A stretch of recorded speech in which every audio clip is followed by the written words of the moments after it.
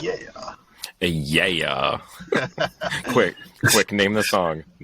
Not Dirty. Does anybody know what that's from? Is that Lil Wayne? No, I'll give you a hint. It's T-Pain. 5, 4, 3, 0. Yeah. Yeah, what am I saying? T-Pain, Chris Brown. Yeah. There you're going. Yeah. Okay. Kiss, baby. And just like Chris Brown's, well, not even like his career, I shouldn't say that. It's totally fine, but let's watch a clip. Oh.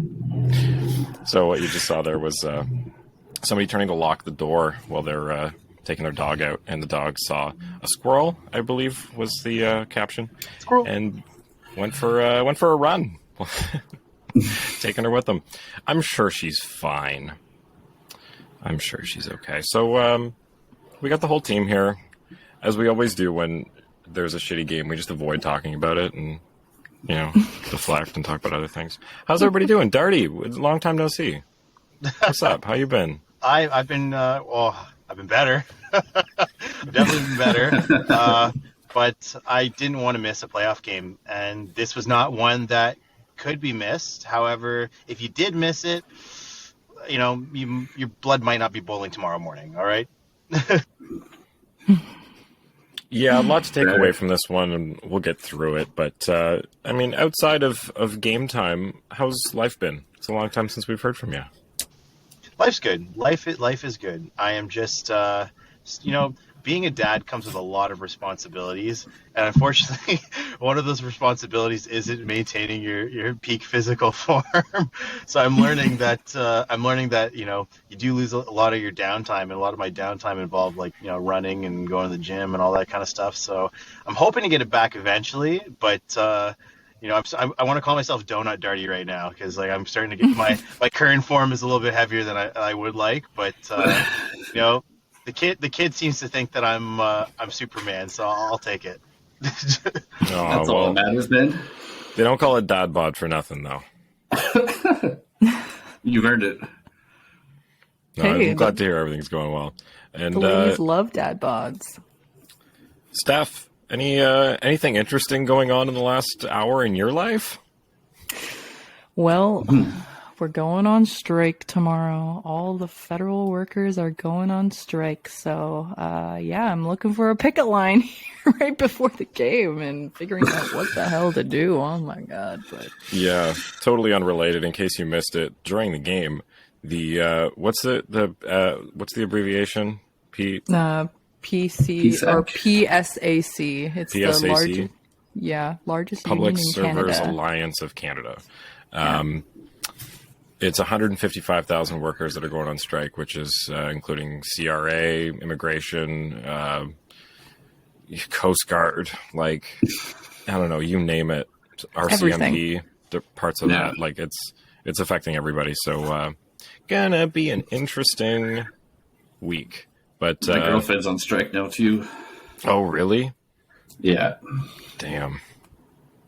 Where's she at? Yeah. If you can say. She's an ISIS. She does web publishing and stuff like that. Oh, cool. Ooh, ISIS. No. Let's clear that up right now.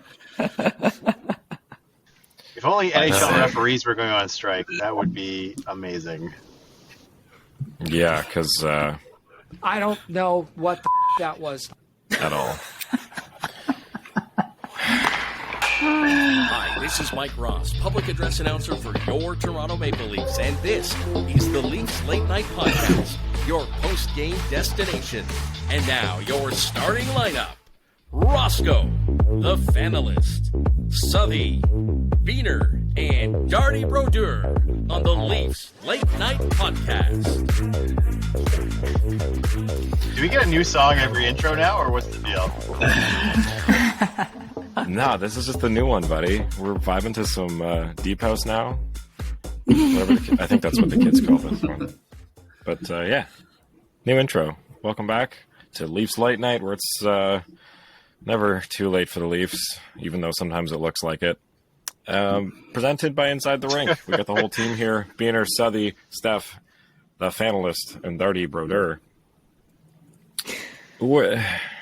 Game one, guys. Game one. A lot of One people game lost. predicted. Yeah, they predicted that there would be a loss tonight and 4 wins straight. So I'm hoping we are on that ship. Yeah. To start it off, right off the bat, it was all lightning. I mean, the Leafs could not get out of their zone. It was, what do we call it? Nerves? Like, I think it's just a build up. This team was on their heels the whole game, but like especially in the first period, like their gap control was just garbage. Tampa Bay had so much room to move around, pass the puck, and set up. It was ridiculous. Like I don't think they weren't prepared to play, but they just came out so flat that it tainted the whole game. I mean, look, when the entire last calendar 365 days has been talking about this series, I mean, it's hard to shake how important it is to the Leafs. I mean, the Lightning, it's just another playoff run for them. But for the Leafs, this is extremely important. The pressure's on. Most analysts have them winning this. Like, they know that it's make or break. There's a lot of people on the line job-wise and position-wise. So I hated to see that look like it was getting to them at the beginning of the game. Yeah. They were not playing like we've seen them play. Like, they did not finish the season with the amount of points they had by playing like that. Correction. We have seen them play like this, just not recently. Not when it matters, man. Like, No, and like Suthy and I brought it up in our group chat. Like, this isn't the same team. This isn't what we saw for the last 82. It sounds so cliche and so stereotypical of what you would say after a bad loss, but you legitimately have to just throw this out. Wipe the slate clean and play like you know you can play. You played the Bruins this year and you played them well. You played Tampa last week and you played them well. Without some of your big guns. You can do this. You just need to actually play. I don't know what it was. Yarncroke didn't look great tonight. Marner didn't look like he was fully there tonight. I'm not trying to pick on certain people, just they didn't look as sharp or as crisp as they normally do. And get TJ Brody away from Justin Hall as far as you fucking can. Because I felt like every time Brody was on the ice tonight, I swore Hall stole his jersey. Like, so many different mistakes he did. Like, the point goal, when Point was basically all alone out in front. Why did Brody chase over in the corner there? I know I'm getting ahead of myself here, but there were so many different plays like that. I don't know if Brody saw something going on and he's like, okay, I got to try to do everything myself. Well, newsflash, you're not Bobby Orr, you're not Cale Makar. You can't do everything by yourself. there was a lot of desperation plays. Like, usually we see this team able to slow down and control the game, and there were so many times where you'd see somebody coming at them and it was just a panic, like throw it into open ice where there was nobody there. Like, it wasn't even trying to make a pass. So many people were doing that. It's just, it was so unlike everybody. I mean, I was talking in our voice chat on Discord. If you'd like to join us, hop in our Discord. We're doing live voice chats. There were a bunch of people on. It was fun.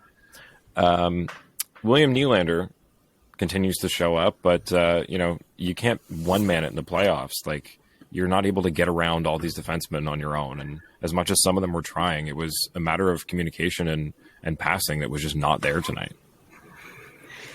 Yeah, obviously Tampa tonight converting on the first turnover of the first period there. Baumar scoring. Czar couldn't clear the zone, and backhand no-look passes, like you said, Roscoe, way too many. And they look great when it works. You look like a genius when they work out, but when they don't, you look like a complete fool.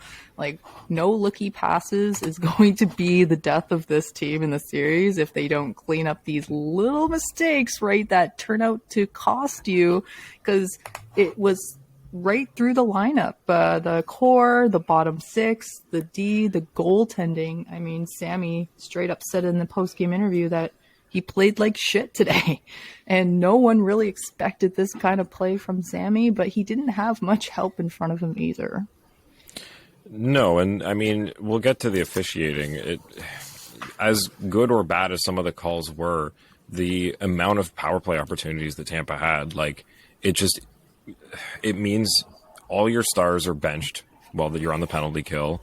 You've got guys that are going to be tired because they're killing their, fifth, sixth, seventh penalty of the night. Like, he was hung up to dry. It's not really his fault on some of those. Like, yeah, there were a couple bad ones, and, we'll get to the one that was reviewed and called a goal that's questionable, but really, I wouldn't fault him for more than a couple of those goals tonight. The Braden Point backhand 5-hole was bad. The 5-hole one was the only one I was going to say was really glaring, but I mean, really, nothing was that awful. I think it was more so about the hot and ready pizzas. I found that tonight there were a ton of rebounds, especially in the first period. The Sorelli goal came off the third attempt on a rebound. The first goal was on a rebound. I felt like there was a bunch of mess in front of the goal and no one knew where the puck was, and they're just scrambling. But Tampa seemed to be the first one on it at all times. They were winning their puck battles. They were intercepting plays. I mean, it was a tease every time Matthews tried to zoom into Tampa's blue line, but it would just get interrupted. It was just no high danger chances tonight. Yeah, it's like I was trying to say, like, everybody was having these one-man efforts where they're trying to break through, but, if you can't get it to somebody who's open, it doesn't seem like a high-danger shot. Was the problem, too. Like, it started at all three zones, too. Like, in their defensive end, they were chasing around, and then when they tried to break out, they never could have speed. And if they did, it would be, like, one shift in the first period where the Tavares and O'Reilly line, they had, I think, 2 good shifts, but they could never string, like, 2 or 3 shifts together. Like, there was never any sustained pressure whatsoever. And that kind of, set the tone for the rest of the game, right? In the second period, they picked it up a little bit, but then they fell back to that same thing. There's no consistency. Everyone was not playing the way they should or can. And then, like Justin said earlier, like, this is a type of game, you go into the dressing room like, that was fucked. We fucked up. Everything that could have went wrong. Move on to game 2. Yeah, and it sucked because it looked like towards the end of the first period, they were starting to turn things around. They evened up the offensive possession time. They were starting to even the shots up. The hits were even. Like, they seemed like they were starting to compete finally after starting like garbage. And then it's like one of the biggest killers in hockey is having a goal scored on you in the dying seconds of a period. And Tampa just threw 2 daggers tonight with that. Like, that's really, really hard to go into the locker room already deflated, and then it's like, fuck, and that's it. The buzzer's going to go, and we're down another one. Like, we literally can't answer that. Darty, you had your hand up. Sorry, what's up? I don't know where we're at because I got kicked out. Muted. I unmuted, then it muted me again. So we're having some technical issues here. I kind of feel like the Leafs right now. Like, every time everything, I want something to happen, it's just going the opposite way. Like, it just seems very strange. But so I want to go back to talking about that first goal. All right, why the hell are we getting goals scored on us by fourth liners? Okay. My answer is that I've been saying this all season, that Pierre-Edouard Bellemare is a sneaky son of a bitch. I'm the only person only on this podcast, let alone Leafs Nation, has been saying this about Tampa. Is you got to watch out for that fourth line, all right? Especially Bellemare. He's like the most known fucking shitty good player. Like he was a huge deciding factor on the Vegas Golden Knights run. That's my belief. The first time the Knights ran, you have to be like, I don't know who Keefe's gonna have on that fourth line, but those guys like that, like Bellemare is sneaky good, and the rest of those fucking clowns are pretty good too. So you can't just like let like soft goals in from them. Like, they have, if our top lines are not scoring, like, it's gonna look even more miserable when guys like fucking Bellemare are scoring on us. My next one is Justin Hall was frighteningly normal this game. All right, was he not? Like, yeah, not too bad. He's been normal for the last couple weeks. Yeah, I saw worse turnovers from, like you were saying, Riley and Brody. Like, it was the guys that needed to really hold it down back there that weren't. And as much as, like, I keep coming back to this, but, like, I don't know what took over these guys, but they weren't playing like a team until they went on the power play and were able to connect there. But the lineups just weren't really clicking tonight. And it's not even just Belmar there on the fourth line. We got to take note of Corey Perry with 3 points tonight, a goal and 2 assists. He was the one who had the backhand no-look pass go straight to his skates, and he was able to hold on to the puck while Kampf was riding him around the net, and then it's just a mess in front. And, of course, it's right on Belmar's stick, who has the only open stick, it seemed, because Gio was half in the net. Everyone's kind of just scrambling, and it's so fast. You're like, oh, shit, 1:19 into the first period, and Tampa scored the first goal. You know who was behind the net, though, who should have had Belmar? Justin Hall. Yeah, but that's the Steph's point. Like, Perry was a problem. He played 4 minutes at one point. He had a goal, assist, and drew a penalty. That's in, like, a handful of shifts. Corey Perry tonight actually leading shots on Tampa with 7 shots on net. What's his ice time? Couldn't have been that much, especially after the first two. 13:49, and 4:55 on the power play. Yeah, his whole thing, though, is he'll probably register 2 shots every time he goes up in front of the net because he's jamming at it, right? Yeah. But he also was able to really keep the Leafs, like when, I think it was in the first period when they iced it twice and Riley got stuck out there for like 2 minutes. Yeah. And it just seemed like as much as they were competing physically, it was really just the mental game that they were losing tonight. Like they seemed so off. And that's unfortunate because, you know, that's the thing that everybody's been hoping that they can break. And it's a really bad example of it in game 1.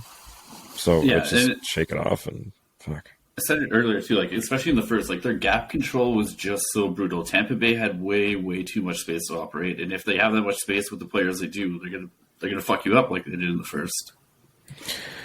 Yeah. So we got to talk about something positive, which is Jake McCabe is laying down hits, baby. He was great. 7 hits tonight, leading or tying Achari with the lead. Next in line was Matthews with 5 hits. That's crazy. Yeah, I thought McCabe was great in his first NHL playoff game. I thought he was the most noticeable D out there. The one not getting hung to dry anyways. The guy was blocking left, right, and center. It's too bad he took that high sticking penalty in the first, but I mean, he seems to be good for a penalty every game, which is unfortunate. Yeah, and that one, I mean, he did get slapped in the face by Perry's stick right before he got called for that. So it's just the calls tonight were a little out there. Yeah. Who was it that he just absolutely went through at the blue line there? Asimov? Yes. He's Asimov. Yeah. Is that where you took him out of the game? Yeah. So we had Victor Hedman leaving he's just the doing game. that to get Asimov the fucking bunting out of the and series, all right? Chernak's a little leaving baby. the game. Grow up from that. I'm sorry, but I watched that over and over again. Yeah, Michael Bunting, who is like the tiniest little fucking son of a bitch on the ice. Yeah, grow up, Chernak, all right? That's also a huge fuck. If he's actually hurt, then that guy's made of glass. I'm sorry, but get better. But otherwise, quit being soft and, get back in the game. Sorry, that wasn't a real hit. That was a bogus, even Bunting was fanning on that one too. There were some real hits out there. That wasn't one of them, and everybody fucking knows it. I'm sorry.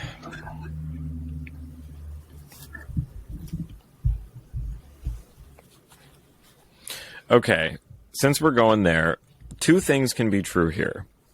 Michael Bunting made a stupid hit. Chernak embellished it and hurt himself. Those 2 things can both be true. That can be a stupid elbow to the head that would have gotten called.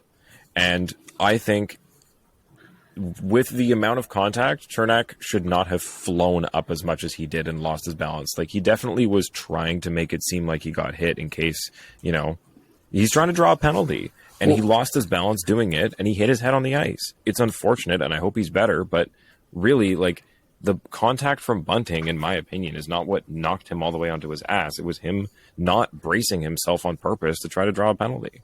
We saw that with them last series, though, the embellishment last year. they were always whipping their heads back. So this team is basically taught to do that. But that being said, there's no I know it's playoffs. I know that's the style he plays. Even if he got shoulder to chest, that's interference. There's no reason for him to play anybody there whatsoever.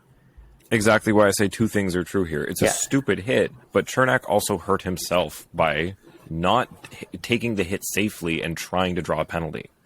I don't see it that way completely. I don't think he saw it as much as you guys think he did, and he got caught maybe on a loose jaw, and that could like jar you out. So I honestly think Bunting is completely at fault for this. It's stupid. The guy can't control his emotions. There's no fucking way he should be a first line winger, especially in the playoffs when he has to step it up with Matthews and Marner. I'm so disappointed in Bunting tonight. Well, and this is what we've been talking about for the last couple of weeks. Games, Like, what do we want to see from him? What are we worried about? Now, what's the suspension? He's getting 3. That's it. Like, it's the Leafs. Like, don't let everybody cry. If he gets 1, we should all be cheering. He's getting 3 games. So, I mean, the rule is...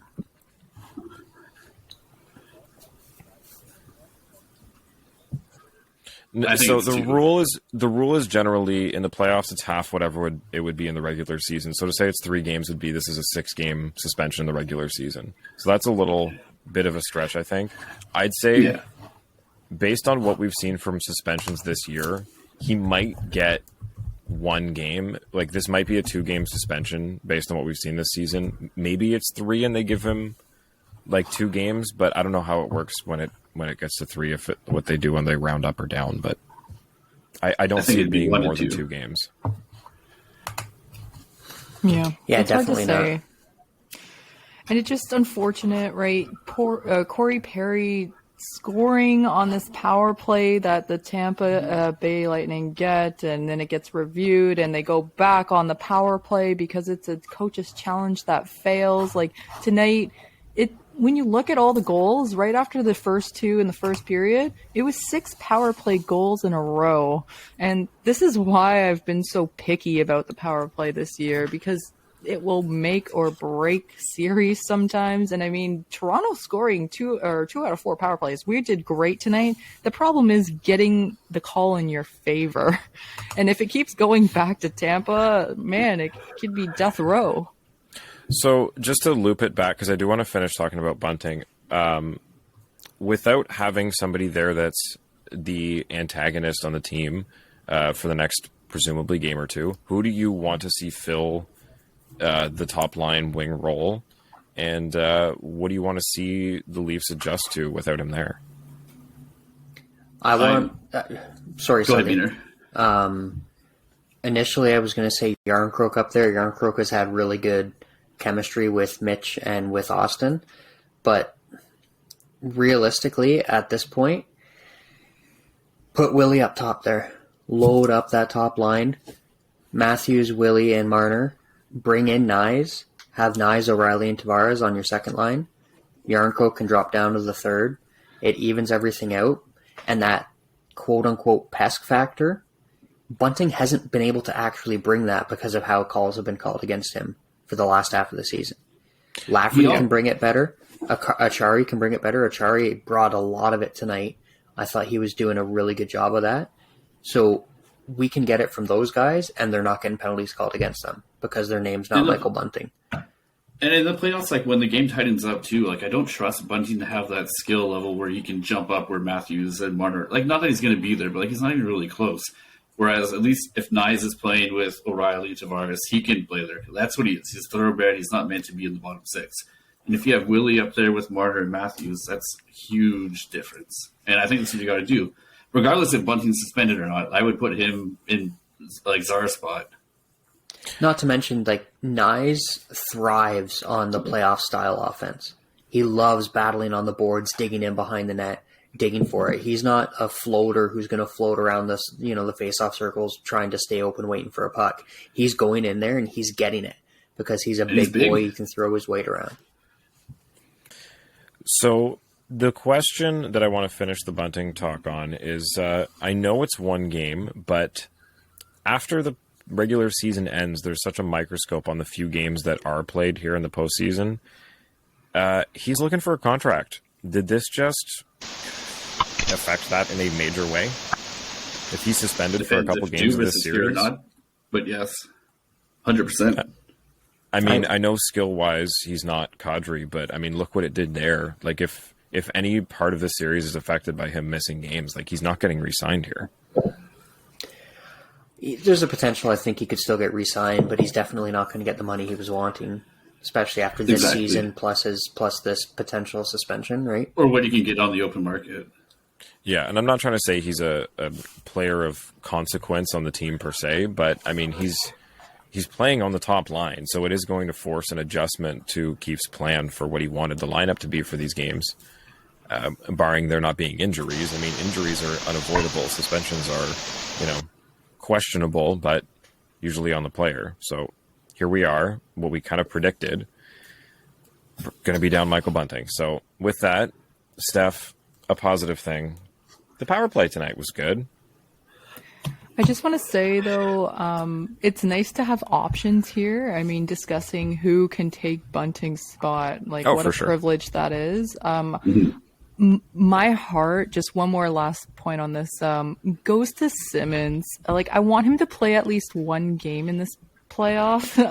I don't know. I just want him in, and maybe, like, if the Leafs do go all the way, you could say that he played, right? And like, this is kind of like a perfect timing for that. Nyes can have a couple more practices maybe with the Leafs and bring up Simmons, plug him in on the fourth line, and put Yarncroke with Matthews, who, got fed by Marner and Matthews tonight. Like, we've seen it before, and I do like their chemistry. So for me, like, I wouldn't jump too soon with Nyes, but you guys are so right. I do love his play around the boards. I love how he digs and doesn't give up. So it's a difficult decision, but I would try both. My only argument for not bringing Simmons in is because of how the penalties are being called. Like, this is a playoff series, and look how many were called tonight. Like, he's going to be at least one or two in the game, and Nyes just being able to bring that size into the corner, like we've been talking about, I think is just more useful in this. Like, I don't want to fight fire with fire and keep going to war with Tampa for calls, because clearly they're going to win them. So I'd rather try to play the game that the Leafs know how to play instead of adjusting to Tampa's. Darty, you had your finger up first. And he's gone. So, Biehner, go for it. The only thing with that is you're basically playing shorthanded, because you're only going to play him 4 or 5, maybe 6 minutes. And being who? Simmons, sorry. Simmons. And the thought of playing him a lot more than that is basically impossible when it comes to Keefe. You've seen it in his usage this year. And not only that, when he was used this year, guaranteed one of his first shifts on the ice, he's getting a penalty called against him just by reputation alone.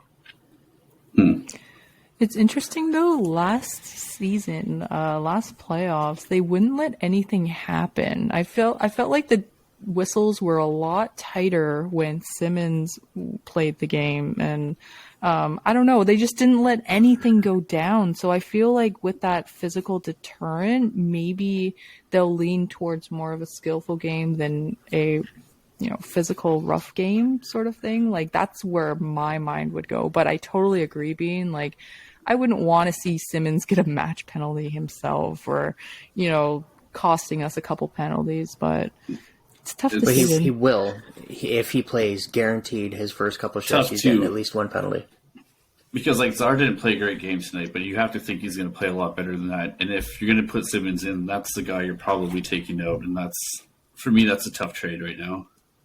Yeah, because Czar, as much as I've been calling him a plug for 90% of the season, has tipped in some clutch goals. He scores when it's needed, and that fourth line is able to usually hold the puck in the offensive zone for a really long time, whether they create a scoring chance or not. It just allows other people to set up and change off or kill time when it's needed. Whatever it is, they've been good at it. Simmons, I don't see him staying out of the box and being useful offensively, other than just, matching Corey Perry. And it's like, again, if that's what Tampa wants you to do, I feel like we're just falling into their trap. If they have to play that card, then it means that they don't think they can match the Leafs as far as skill goes all the way through the lineup. So I think lean into the fact that you have the depth of skill and keep all your scoring threats out there and spread out through the lineup and try to beat Vasilevsky, because that's it, man. He's their last line of defense. Yeah. Let's not mention too, like this game is very much an outlier, so there's going to be a lot of knee-jerk reactions from everyone for the next 24 hours. But yeah, you are going to have to make one decision, because we do think Bunting's not going to be in. But I don't think going that direction is the move just quite yet. Oh yeah, I wouldn't make any change. Like to base anything off of this game is tough. Like Joseph Wall played well. We can say that, I guess. Yeah. But like, it same as last year though. Leafs come out to a 5-0 win, and it didn't ultimately really have that big of a bearing. That wasn't a glimpse into what the rest of the series was going to be. It was a very long, hard fought series. Same thing as this one. The Leafs, they've been thinking about this series for months because of Bettman and his NHL. We've known about this specific matchup since like January. So it kind of got in their heads. They won game 1 last year, probably let up a little bit. You could even see it in the quotes that like everybody was confident. They didn't show it on the ice. And now they've put themselves into a little bit of a hole. Technically, they've given up home ice advantage now. So you got to wake up. You got to play through it. We're going to have to battle the refs. I'm not saying that's why we lost the game. We lost the game because we didn't play well at all. They didn't defend in front of the net. Basically what it comes down to. Sammy was a little shaky, but he wasn't horrible. That being said, the refs did not help anything at all. Anything. That the goal, who ended up getting it? Was it Perry that jammed it in, the one that got reviewed? Yeah, that was what I wanted to talk about next, was the jammed in goal. So, one, they were saying, okay, they didn't think it fully crossed the line. The view that it was showing on the broadcast live on the play didn't really look like it fully crossed the line. So I could kind of see where they were getting there from that. The call on the ice was a goal. So you have to have definitive proof to overturn it. That's the first problem. The second problem... Guilty until proven innocent, like it should be, right? The second problem is... That was a joke, by the way. I know. We don't see all the replay angles live during the game. And you saw it in intermission, in between hand. They had an angle where you could see the puck entirely over the line. So 100% that puck was over the line. Perspective is everything. Sammy had his skate on the post. It was there. The puck was against his pad. His pad was not moving under his own will. That's what I don't get. When Keefe challenged it for interference, I can't see how that was allowed, because we've seen plenty of goals disallowed where if it's pushed into the net. Like even the Boston game yesterday. Who was it? DeBrusque. The puck was sitting on top of Lyon's pad, and everybody was praising DeBrusque because he made sure to get his stick sideways and only get puck, because if he hit the pad, it would have been called off. Get it clean. Like, it could not be more ridiculously stupid the way the officiating has gone. And yet again, we didn't deserve to win that regardless. So I'm not saying that's why we lost the game, but this is bad. Like, someone check Wes McCauley's Bet365 account. He totally made money on that. It turned a 5-3 game into a 7-3 game, basically. Like, they were going to lose, but it made it much worse than it needed to be. Like, granted, Wes McCauley made the call on the ice, but it was ultimately up to the war room to make that call. So it really wasn't Wes at the end of the day who was finalizing that one, right? In situations like that, they actually give the final call to the ref on the ice. If it's not definitive? Yeah.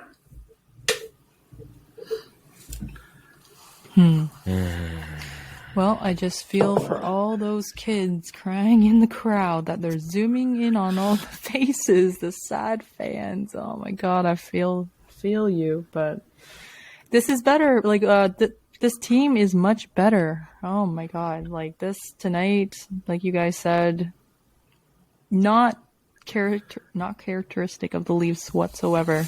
Didn't look like them at all. I just really want them to be lying about Matt Murray. I don't know. want Matt Murray to be healthy. Game two won't look like this. I love Ilya Samsonov, and I have no problems with Wall, but I really hope this is one of those, like, the NHL teams are notorious for not telling the truth with their players' injuries, and I really hope that Matt Murray, like, just make him RoboCop, like, fucking tape him up, put some horse tranquilizer in him, and get him out there. Because honestly, like, at this point, like, this is miserable. This is, especially with fucking Wes McCauley being a total douche. Like, I'm sorry, but that's what the guy is at the end of the day. Like, he's got some sort of power trip going on. He's notorious now for it, and it's getting to a point with this guy where it's like he shouldn't be refereeing these games. He should not be allowed to be within 100 yards of a Maple Leafs game. That's like, it's sickening that they can't at least, you know, kind of play Yahtzee with who gets to referee these games rather than, you know, like, they knew what was going to happen. Gary Bettman is not a fucking idiot. This is it's ridiculous, right? Like, everybody's talking about the reffing. If it's just me, crazy psycho sitting in his car at 10 o'clock or 11 o'clock at night saying it, I get it. We're crazy Leafs fans. But it's literally Frege. It's literally fucking, you know, David Amber. It's literally Kelly Hrudey. Like, this is ridiculous now. We shouldn't be talking about the fucking refereeing ever. Like, the NBA is losing it about this. Why the hell can't the NHL figure it out?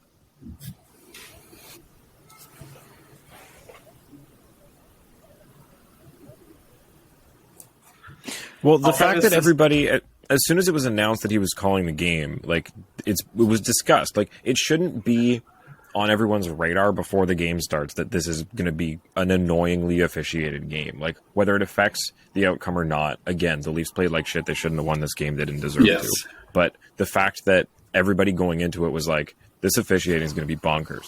Like, that shouldn't be a thing. Yeah, like, I'll preface this by saying...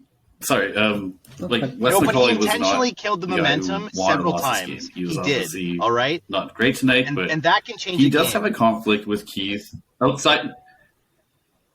True. What I was going for is, like, he does have a conflict with Keith outside of the rink, where his brother-in-law was in court with him, and Keith has this whole thing with Wes McCauley. So it's kind of weird that there isn't a bit of a conflict of interest there, but, you know, that didn't win or lose the game for them. If there's any history between the coaches or players on the team, it should be a conflict of interest that removes the ref from being eligible to, especially do a playoff game for them. Just assign him to another fucking game. Yeah, exactly. There's other games going on. It's insane that they keep giving it to us. League. You know it's an issue when quiet, confident, respectful John Tavares comments on it after a game. Like, this is about as spicy as it's going to get coming from JT, but he was quoted as saying those calls that are borderline, more likely than not, they're going to go their way. Yeah, you had Chelios and Messier ripping on them too, like... And it's funny to note, for a game with so many power plays, so many power play goals, there's only 23 penalty minutes. Last time we faced Tampa, wasn't there like 144 or, you know, over 100 penalty minutes, and the penalties were overlapping like crazy. And tonight, I'm just kind of shocked to see that, you know, it sucks to say, but only 23 penalty minutes? Really? Well, all we have to do is bench Marner, Matthews, and what was it, Gio, and throw Wall in net, and then we'll win, right? Speaking of which, I lost my connection earlier. But you're talking about who's going to replace Bunting. But why are we even having this question? We all know it's a fluke.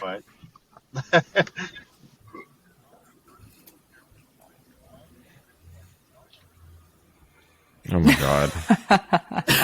Hey, you know what? Good on him for blocking a shot from Hedman tonight, and not being able to make it to the bench because the icing, when they showed him like limping off the bench and having to skate back on, like, oh my god, okay. His game wasn't completely terrible tonight. No, he had a couple good, there was one huge shot that he had that Vasilevsky just got the tip of his stick on that I was like, oh, was that Kerfoot? Man, if he scored that, that would have been insane. But, of course, he didn't. But Vasilevsky, man. It was a good shot. Got to give it to him. He was one of the few that didn't play like shit. Nice shot from William Nylander on that power play, going straight in, taking Ryan O'Reilly's spot on the first power play unit there. Man, it seemed Who like... also had a nice goal, by the way. Yes. Oh, taking JT's spot right in the bumper there, and JT feeding him on the, right in the paint. But Nylander, it seems like he's been looking for that straight shot in for a long time, and he's either missing the net or, I don't know, it just doesn't work out. So it's nice to see him get one. And For sure. yeah, it's unfortunate. I predicted that the bottom six would break through. I mean, we still had some big boys score, but it just wasn't enough. And I did call O'Reilly for his goal for Toronto. you did, yes. Yep, you called that. But no, Leafs didn't play well tonight. They're 2-4 in game ones the last 6 years, and leading the league in comebacks. But tonight, man, I don't know. Just shake off this rust, shake it all off, put it away, and turn the page. I guess, right? See who can come up, if anyone at all. Yeah, on to game 2. Are we going to go 11-7 or 12-6? Who comes up, right? Or who does I got to not? give a shout out to at T Hasky 1998, who 7 minutes ago, presumably while we were talking about it, asked, "Was that the nail in the coffin for Michael Bunting as a Leaf?" So, Thanks for asking. Appreciate it. Good question, and we got there. Yeah. Just I touched on it before we started with Suthy. I saw a clip. Morgan Barron of the Jets had a scary incident with Laurent Brossois' skate in the game tonight. He left the game, had to come back. He ended up getting 75 stitches in his face. Holy shit. Whoa. Yeah. So he is back, way thankfully, worse, but definitely could have been a lot worse. Oh my god. Yep. Wow. So, I mean, on that, I guess we brought it up, but 3 players for the Lightning go down in this game, and a couple more were quite bruised up on the bench, being tended to with massages and ice packs and all kinds of stuff. So, I mean, I'm not thankful for people getting hurt, but I mean, it clearly didn't affect them. I mean, we've seen the Leafs get shaken up by an injury, and they just bounced. They were able to maintain this. So, I mean, what do you guys feel about this? I don't want to spend too much time on it because it didn't in this game, but going down in the games, I think they're definitely going to feel that, especially if these players are missing multiple games, and especially Hedman. That's a lot of responsibility for the young D on Tampa to build up for. Yeah, losing Hedman and Chernak, like they mentioned tonight, it really bumped up Sergachev's minutes. And I mean, I know he's able to take it on, but it's like we've seen when you put 28 minutes a night on Morgan Rielly, it's going to start to get to him. And then Bogo coming in. Yeah, Darty's up. Sorry, Darty. No, I was just going to say one game is one thing, but if you end up being down Hedman and Cernak for the rest of the series, that's a major loss. Taxing. And you go from a team that had Hedman, Cernak, McDonough, and then you also had Jan Ruda, who used to play almost exclusively with Hedman. And now, if all of them were gone, that's a massive change. And I'm not saying they couldn't do it, but that would definitely play. Look, I still firmly believe that these bit. guys all went to acting school before they came here, and they're all just milking it. I'm sorry to say, you're probably gonna when they all get taken out and they're all gone 3 games or something, and I'm the asshole. I'll accept it, but I still think I'm so skeptical. I think these guys are really just milking it, and you will. And mark my words, you'll see every single one of them back on the ice and just as dastardly as they were at the beginning. All right, I think it's all crocodile tears. And hey, if Chernak's actually injured, I'm sorry. All right, I'm terribly sorry for being a dick. But right now, I just said I still firmly believe these guys are just really good actors, and they're gonna keep milking this for as long as they can. Okay.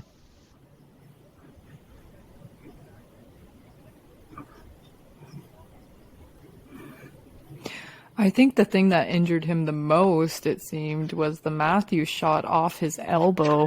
He almost snapped the guy's arm in half. He was holding his arm for a long time there. Wasn't the ballerina twirl onto his ass? I don't know, or unless he hit his funny bone or his tailbone the wrong way. But, man, Bunting can't even reach his head with his elbow. But yeah, no, yeah, that's the mood. Sigh. We have a question here from Mikey D. Do you start Wall in game 2? Fuck no. That's crazy. You took Samsonov out of this game just to preserve him for the next game so he didn't get hurt. Although he let like one or two that he probably should have had, I think he saved a whole bunch from, going to this game. Could have been way, way out of reach. But and you don't want him to feel like, he's lost the spot and now Wall's competing for his job in the playoffs. Like, he played the whole season for this. It's not fair to give Wall game 2 after playing 7 games and just kind of coming in to help everybody. That's his role. No, and we kind of saw it too this season with Sammy. Like, I don't have the stats in front of me, but I don't recall him having multiple bad games in a row. Typically, he's been able to kind of shake it off and bounce back. And I don't know if it's like the language barrier, so maybe the Toronto media doesn't get to him as much as it would some other goalies. But he does seem to have that ability, so I definitely would go back to him for next game. And it's got to be at least a little reassuring for Keefe to be able to have Joseph Wall there just in case, because the team doesn't change their style of play in front of them, which we've seen in the past, right? When Freddie was our starter, they played one way, and when the backup was in, they played another, because it just completely changed their thoughts of who was back there for them. And unless you're going down to Shalgren, I don't see that happening. He's not McElhinney anymore. No. So I think you have to go back to Sammy for game 2. It wasn't on him. Yes, the Braden .50 goal was horrid, but the rest of them, like, he was pretty much hung out to dry. You actually mentioned something about how he has a good Agreed. comeback game. Go that for it. Made me realize that our biggest problem right now is we need to beat Vasilevsky in 2 games in a row. I don't think that's been done yet. That was the biggest talking point last year. We need to fucking put this stupid son of a gun on his ass 2 games in a row. That's how we know we got them beat, all right? Because he's got that record. I'm pretty sure he still has it, that playoff record where he has not been beat 2 games in a row.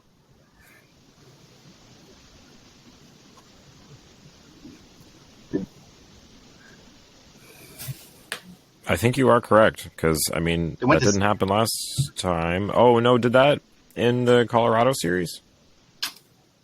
Well, we still need to prove it here now, right? Because this guy still looked very strong. He looked way too strong. I would have rather lost Bunting to fucking knocking him across the back of the head than to what Bunting did to Chernak. I'm sorry to say, but they also got way too damn close to Sammy, so I'm not upset for saying that one, all right? Like, at the end of the day, if they're gonna put, like, cheap little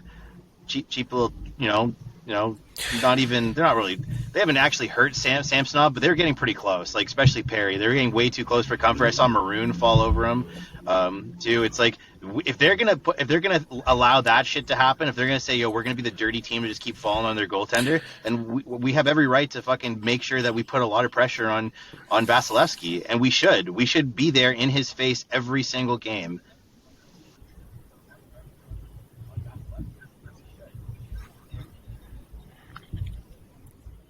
And real quick on that, in trying to clear people out from in front of Samsonov tonight, Luke Shen took, like, the most insane bullshit cross-checking penalty I think I've ever seen. Is that not something you're allowed to do every night of the week in front of West season, and then all of a sudden not on this ice, not on Gary Bettman's ice. Call? Are you fucking kidding me? Are you fucking hating me? See, I always laugh at people who, put the tinfoil hats on and have all these conspiracy theories about everything. But you see some of the shit that went on tonight, and it really makes you think. Like, Gary Bettman can't have the Leafs making it far in the playoffs because the Leafs would make too much money that way, which would then adversely affect the hockey, or increase the hockey-related revenue, which would then make the cap have to go up. Well, if the cap ceiling goes up, the cap floor has to go up. And if the cap floor has to go up, then Arizona definitely can't afford their players. So, sorry, I had to go there. No, it's... it's not... Coincidence? I think conspiracy or not, it's a fact. Like... Steph? I think the best is when, and I'm just getting this from reading our Inside the Rink group chat here, you have to ask a person's unbiased opinion who knows absolutely, nothing about players or teams, and give, for example, Mike the Fanatic was texting his wife who has an unbiased non-hockey watching opinion, and he sent clips of certain penalties. So one of the clips was the Shin call, and he said, Shin was called for cross-checking here. And she's like, it's a normal hit, isn't it? He pushed him away. And then Mike's like, he pushed him away. Cross-checking is literally using your stick. And she's like, no, it was a push. And she goes on to explain more, like even with the goal over the line, okay, that was iffy, but like the camp slashing call, right? She simply says, 78 dove to block the shot. 64 tried to get the puck, but I didn't see anything wrong. I wouldn't say it was hooking or anything. 52 got the puck and lightning stick went awfully close to the skates. I don't know what I was supposed to see here. And then he's like, okay, so do you see it as a no penalty on either part? She's like, no penalty there for either team. And then he's like, Camp 64 was called for slashing. So it's just interesting to see. You heard it here. Somebody who listens to the show's girlfriend says that those are not penalties, which means they're not penalties. But guys. that's right. So, like it's no, I'm just. I know like, it is facts. completely fair that if the layman hockey fan that knows at least what the call should be or the definition of it can see that and go, wait, what happened there? Then that means that pretty old, but like you're making the game inaccessible. When I was younger, you never called that shit in the playoffs. Like in the 90s, that, my God, you'd have to maul someone to get called for that. But he just tapped the stick. It was like a legit stick check. I don't know. I thought that was probably the worst call of the night. Biehn? Okay. Rule 59, NHL Rulebook 2023 edition. 59.1, cross-checking. The action of using the shaft of the stick between the two hands to forcefully check an opponent. Legitimately, the way the penalty is worded, it is impossible for that to have been a cross-check. Yeah, because he West literally didn't had wipe one, it, so it pushed him had with to happen. one hand. Right? And the stick wasn't even in that hand. You're a duster, Wes McCauley. You make Tim Peel look good. You're a real fucking rat. He had guaranteed he had money on it.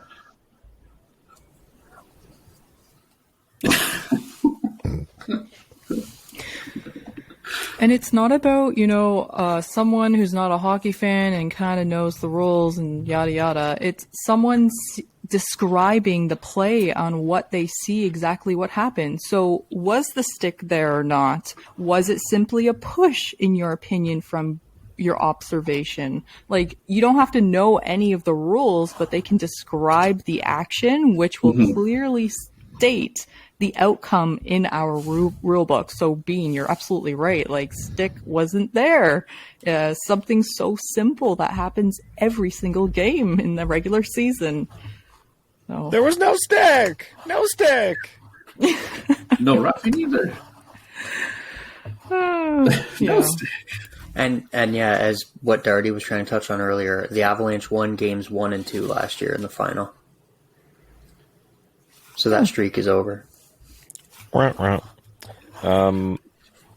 So I have nothing else for this game. If you guys have anything you want to close with, I think that's it till next time, and hope for the better.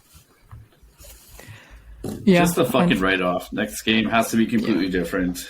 They just have to block it out of their minds and start over. Yeah, I'd play an outro. What do you want? But, I'll improvise. I've been trying to play things and nothing's working, so it's not going to work. Leafs booed off the ice, unfortunately.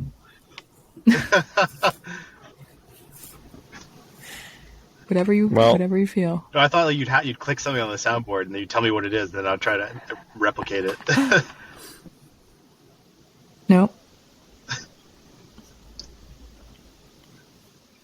Oh, just sing us out, Dirty. No, I'm just leaving space to throw it in. Well, did you guys see that I keep lagging. Sorry, guys. So it's cutting it on me.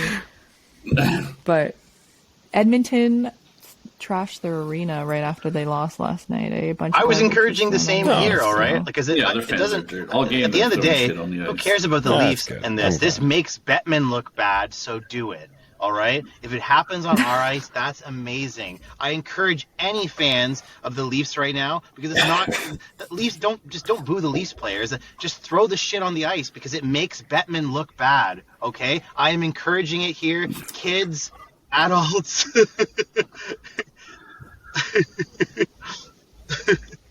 I'm not endorsing that. Inside No, the but rink is in no honestly, way though, right? Like, endorsing it is a throwing little bit things trash, on the right? Like, it is a ice. little bit garbage. What went down? It didn't look good either for Edmonton, but Edmonton actually really they had that game in the bag. They stunk that up. I feel for their fans. All right, like this one is just from the beginning. It looked like it was where the refs were out to get us. Right? Like it's kind of shit.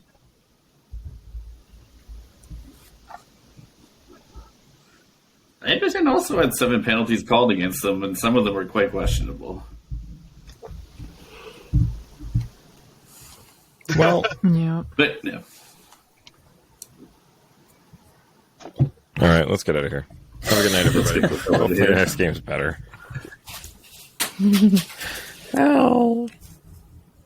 Go, go, go, go, go, go. We love you, Marty.